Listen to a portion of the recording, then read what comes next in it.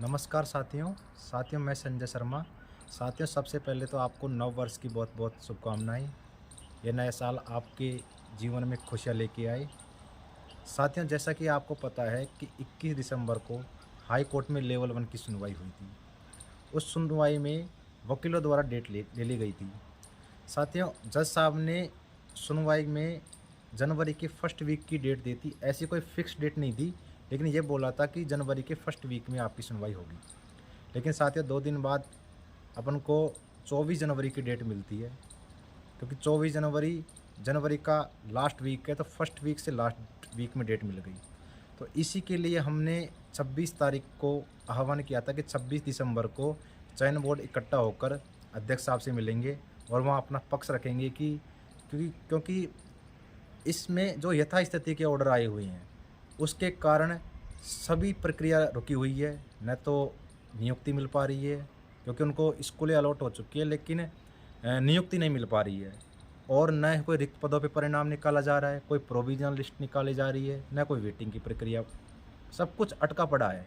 तो साथियों, इसी के लिए हम 26 तारीख को वहाँ गए थे।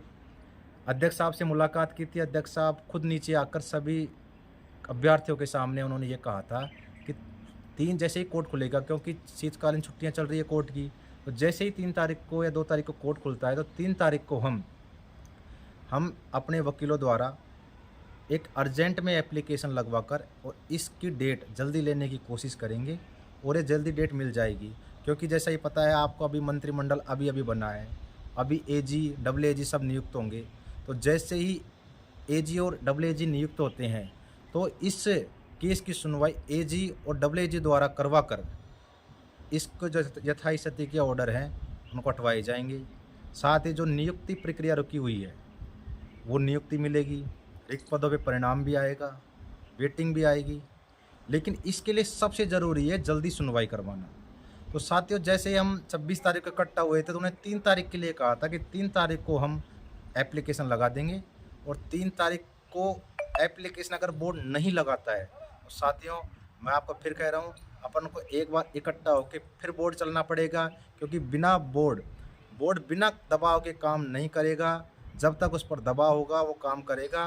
तो साथियों, जैसे 3 तारीख को अपन को पता नहीं चलता है कि उन्होंने एप्लीकेशन लगाई है या नहीं लगाई है, तो हम 4 तारीख को वापस कर्मचारी चयन बोर्ड चलेंगे और एक बार अध्यक्ष साहब से फिर निवेदन करेंगे कि इस मामले में आप ज़्यादा से ज़्यादा संज्ञान लें, जल्दी से जल्दी संज्ञान लें, क्योंकि सब कुछ रुका पड़ा है।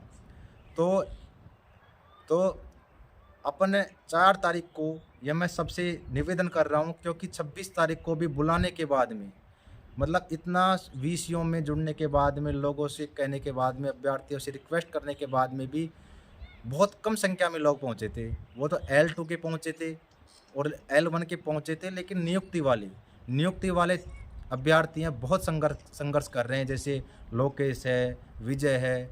ये अभी आपको पता है कि डिप्टी सीएम दिया कुमारी जी मिले थे, ये वसुंधरा राजे सिंधिया जी से भी मिले हैं, और ये सीएम साहब से भी मिले हैं, और सीएम साहब से दोबारा मिलने की कोशिश भी कर रहे हैं, क्योंकि इनको नौकरी चाहिए।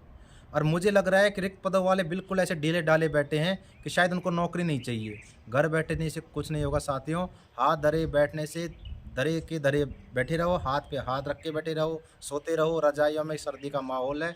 लेकिन अगर आपको नौकरी चाहिए तो आपको घरों से निकलना पड़ेगा। तो कर्मचारी चयन बोर्ड पे दबाव बढ़ाना पड़ेगा, अध्यक्ष साहब पर भी दबाव बढ़ाना पड़ेगा, राजनीतिक दबाव बढ़ाना पड़ेगा। क्योंकि साथियों, आने वाला 2-2.5 महीने बाद आचार संहिता लग रही है, तो आचार संहिता में फिर ये प्रक्रिया अटक जाएगी। तो जितना जल्दी हो सके, क्योंकि सामने चुनाव है, तो चुनाव से पहले गवर्नमेंट इस सब को क्लियर करना चाहती है, और अपन करवा भी सकते हैं। लेकिन उसके लिए अपन को वापस दबाव बढ़ाना पड़ेगा, सरकार पे भी दबाव बढ़ाने की ज़रूरत है। लेकिन सरकार में अभी शिक्षा मंत्री न तो शिक्षा मंत्री के विभागों का बंटवारा नहीं हुआ है, कोई भी मंत्रालय किसी को नहीं मिला है, तो अपन सरकार पे दबाव शिक्षा मंत्री के बनने के बाद में ही डलवा पाएंगे। लेकिन अपन सीएम साहब से, डिप्टी सीएम साहब से भी मिलकर रिक्त पदों के लिए भी बात रखनी होगी, क्योंकि रिक्त पदों वाले बिल्कुल साइलेंट बैठे हैं, घरों में बैठे हैं। इतने वीसीओ में जुड़ने के बाद में, आह्वान करने के बाद में कितने आए, 4-5 लड़के आए, और इसी कुछ नहीं होने वाला है। साथियों कम से कम हमें 100-200 की भीड़ दिखानी पड़ेगी, जब जाके जल्दी सुनवाई होगी, क्योंकि जल्दी सब परेशान है इस यथास्थिति के ऑर्डर से। क्योंकि यथास्थिति के ऑर्डर जब तक रहेंगे तब तक एजी नियुक्त नहीं होगा, क्योंकि एजी के कारण ही यथास्थिति के ऑर्डर आए हैं। क्योंकि जो 30 नवंबर को सुनवाई हुई थी, उसमें चिरंजीव लाल सैनी जो डबल एजी थे, उनमें और जज साहब में थोड़ी-सी बहस हुई थी, क्योंकि रोड मैप क्या है, क्या नहीं, ऐसा पूछा था, उन्होंने कोई संतुष्टिपूर्ण जवाब नहीं दिया। इस कारण यथास्थिति के ऑर्डर आए हैं। तो यथास्थिति के ऑर्डर जब तक एजी नियुक्त नहीं होगा और एजी खुद पैरवी नहीं करेगा और पूरा सिस्टम या रोड मैप जो भी है सरकार का, वो नहीं बताएगा, तब तक यथास्थिति के ऑर्डर नहीं हटेंगे। लेकिन इसमें सबसे पहले ज़रूरी है कि जल्दी सुनवाई का होना।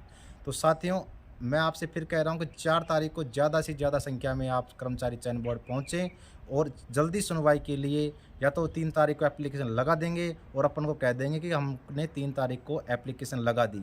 और अगर 3 तारीख को एप्लीकेशन नहीं लगाते हैं तो 4 तारीख को ज़्यादा से ज़्यादा संख्या में पहुंचकर अध्यक्ष साहब से फिर बात करनी है कि सर आप केवल झूठा आश्वासन ना दें, जो काम करना है वो क्लियर रूप से करें और सच्चाई को देखते हुए और सबके सामने करें, सबके सामने बताएं कि हमने याचिका के लिए अर्जेंट सुनवाई के लिए ये एप्लीकेशन लगा दी हैं।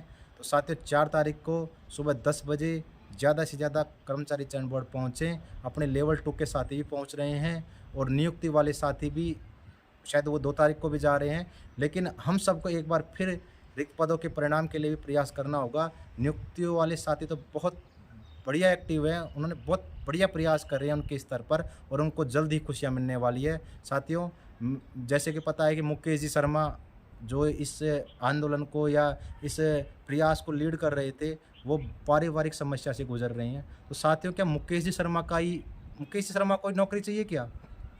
नौकरी अपन को नहीं चाहिए क्या? नौकरी सबको चाहिए, केवल उसका काम नहीं है। फिर वो उसका जो भतीजा है वो जल गया था, इस कारण वो हॉस्पिटल में है।